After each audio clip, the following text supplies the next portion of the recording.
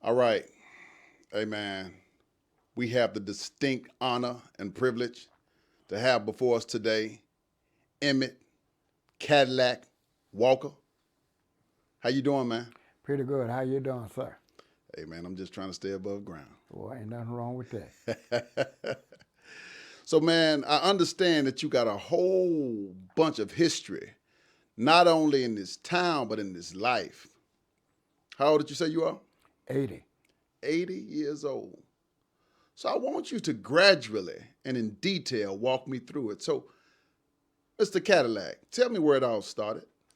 Well, it started back when I came to Dallas in 1947. I was 7 years old, and I just high from my knee. I just started doing what I got to do. All right, all right. So you came to Dallas at 7 years old. Where you originally from? I'm from Oklahoma, Granfield, Oklahoma, Granfield, Oklahoma. I don't know where that is. Tell me what that's near. near Wichita Falls and Lawton, Oklahoma. All right. So what was childhood like? How many siblings? It was six of us. It was four girls, two boys. Okay. And I want to just call this out before we continue. Unfortunately, you've lost most of those siblings, correct? Yes, I just lost my oldest sister last month, and I just lost my baby sister this month. Did you have any brothers at all? Well, I lost my brother in 1980, 1980. and I lost my other sister in 2001. Okay. Well, condolences, man. And that's why we have you here today because, these stories need to be told.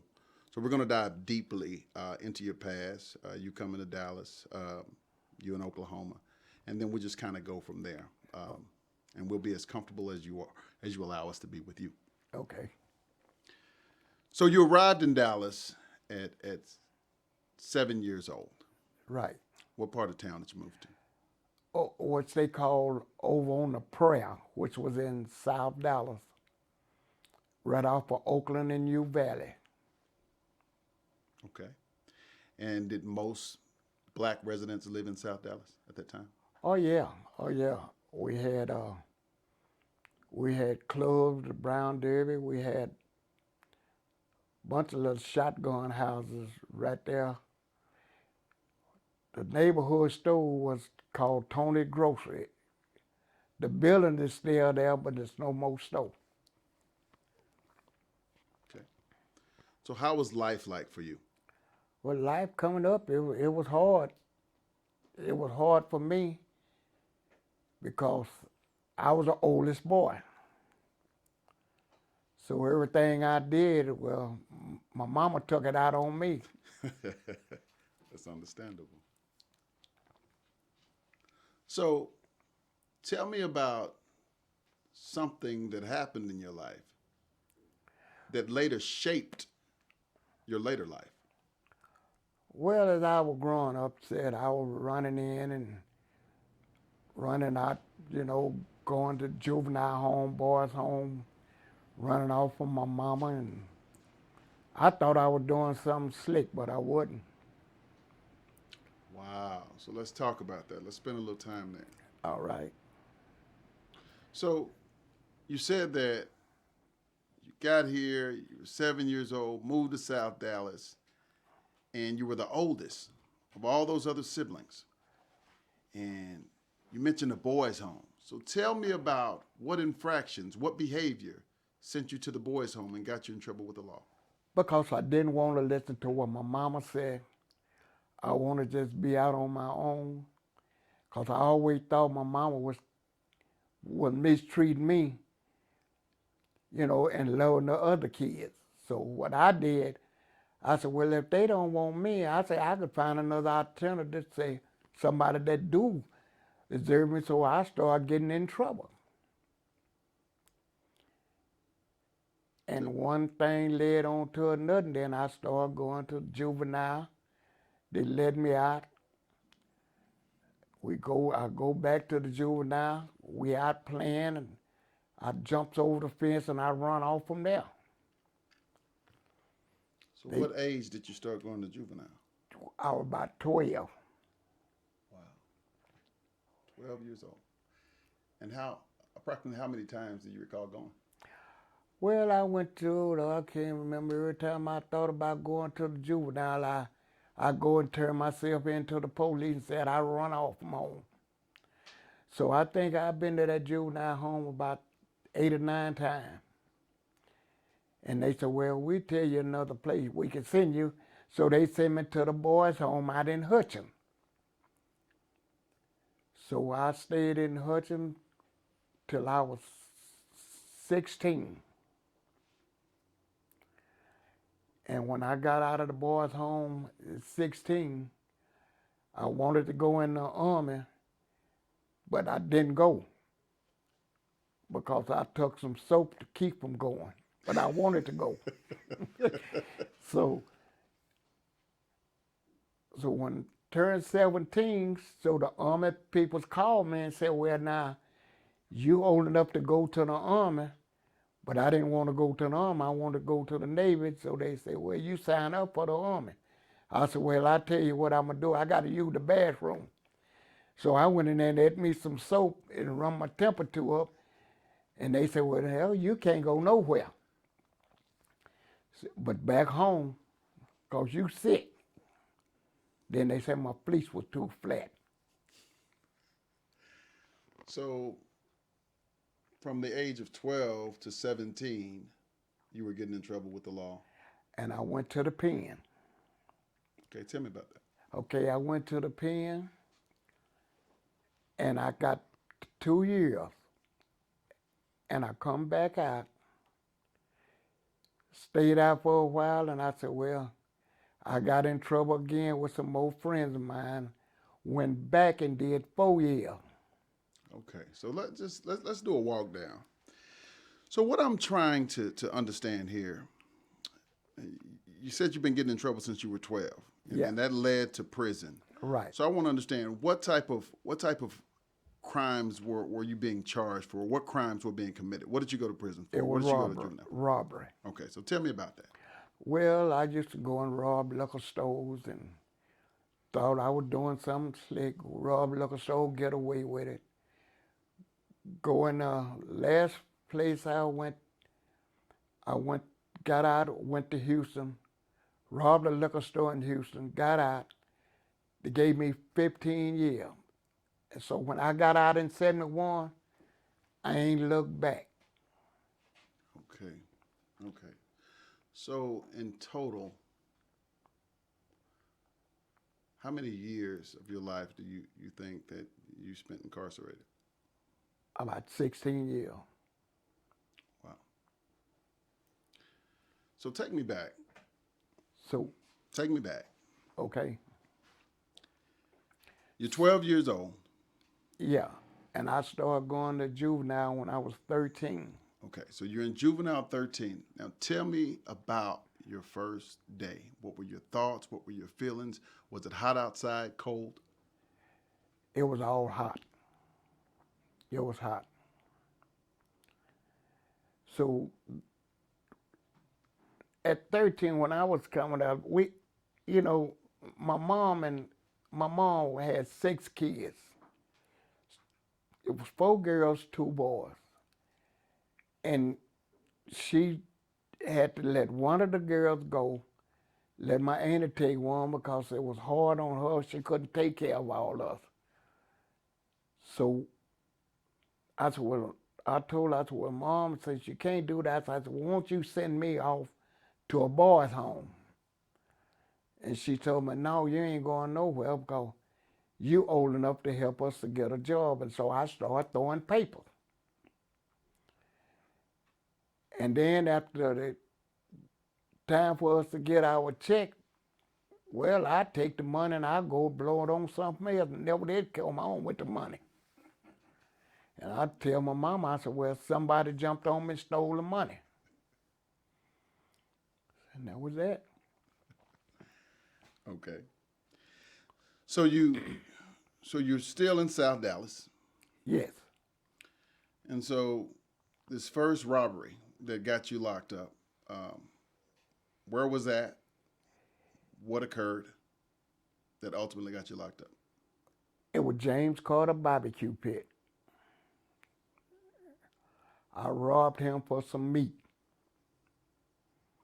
And I broke in his place and stole soda water and cigarettes, and all the money was in the jukebox and the cigarette machine. And I had all that there up under my mama's house. So, how did they find out? Mr. Carter came, the man was standing in the back of us.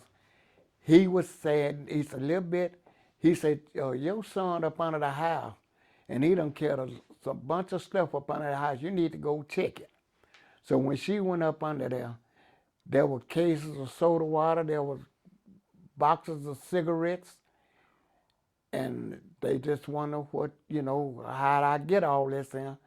And so Mr. Walter, told her, said, well, a little bit, he went in there and got James Carter and broke into his place, barbecue place. Okay. So, was your father around? No, my father was working out in Harlem Park for them rich white folks, but he never was around my mama. Okay. And y'all share something in your name. What did So they call him? they called him JD. Okay. Okay. Did they refer to him as Cadillac as well? No, yeah, well, when he was out there in the road, yeah, they called him a big Cadillac, called me little Cadillac. Okay. And where did that name come from? It came from him. Okay. So now you did the first stint. You robbed the barbecue joint. The neighbors told. You go to jail. You get released. What happens next? Well, after I got there, I got out and stayed. Then when I got to the age of 17, that's when I went to the joint. And what was that crime? As for robbery. And what place was that? That was, well, I can't remember. I know it was a cafe up in North Dallas. We robbed the cab stand. Okay. It was a yellow cab. It was right next door to the coffee shop. And went there, and I got 4 years out of that. Okay. So you robbed the cab stand. Yes. So one, how did you get caught? What was the sequence of events that led you to getting caught? And Because I once started flashing money, and they know that I wasn't working, so they wonder where I got the money from. And so when I went up there to Henderson Chicken right next to the cab stand, they saw me. And that's why I got arrested in the chicken house. okay. Okay. So you get arrested, you get sentenced. What did your mother say? She said, boy, I'm tired of you. She said, I'm tired of you. She said, I done gave up on you. I said, well, that's life. So you go to prison from 17 to 21. Yes, and I got out.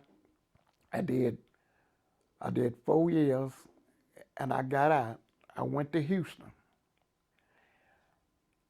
And when I got to Houston, I robbed another liquor store in Houston and went right back there in 69, and I got out in 71.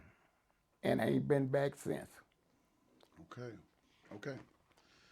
So, okay. And that's great. And I commend you on that. What farms were you on? I was on Ramsey 1, I was on Clemens. Okay. I've heard of those. So you get released in 1971. And then what happens? How was life? Life is beautiful. Then first, I married my first wife, which was Doris, and she the one kept me out of the pen up until 16 years, and we got a divorce. But I ain't never been back since. Okay. So there's some things happening between 71 because you ended up having kids, right? Yes, I had two boys. Okay. So tell me about that. Okay, I had two boys. I was working at Van Winkle Pony Company after I got out in 71. I was working there, and I went to jail again for a pistol case. But I got out on that. Then I had a job. I never did lose my job at Van Winkle Pony Company. So I had to survive for me and my two boys. And so we started, living, and everything was all right. So I want to understand. Were you a bit of a hustler? Well, I left, after me and my wife broke up, I started pimping. And that was some fast money. So I had three women on the streets then. I had a white girl, black girl, and a Mexican. And we all used to be down at the seashore and at the Black Bull after hours. And I used to go in and out of Wichita Falls. I hit the highway. I did a lot of short changing, but I had the women doing the other work. So tell me exactly, when did you start this pimping career? I started when I was 24. 24. What year was that approximately? Ooh, I can't remember.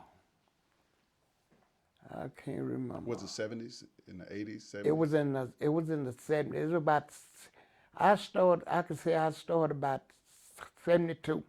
72. In 72 when I first hit the block. Okay. And so, we were talking to someone a couple of weeks ago, and they told us how it all started. So tell me how this pimping career began. I mean, how it happened, how you got your first girl, so forth. Tell me about that. Okay, well, how I got my first girl, I was in the coffee shop. So I was sitting there, shooting pool, hustling. And the girl came up to me and she said, say, mister, have you been a pimp? I said, no. I said, I ain't never been no pimp. I said, but what's on your mind? Then she said, well, I need a man to help me with my money when I go out and get the trick. I said, girl, you ain't said nothing but words. I said, you go on out there and get it. So where did you learn the game from? I learned the game from my dad. Cause see, my dad was an international hoe pimp. He gave me the game, and I just try to enforce the game. That's interesting. And I picked up the first girl. So she said, well, since you're doing this, we need a place to stay. I said, okay, I'll find us a place.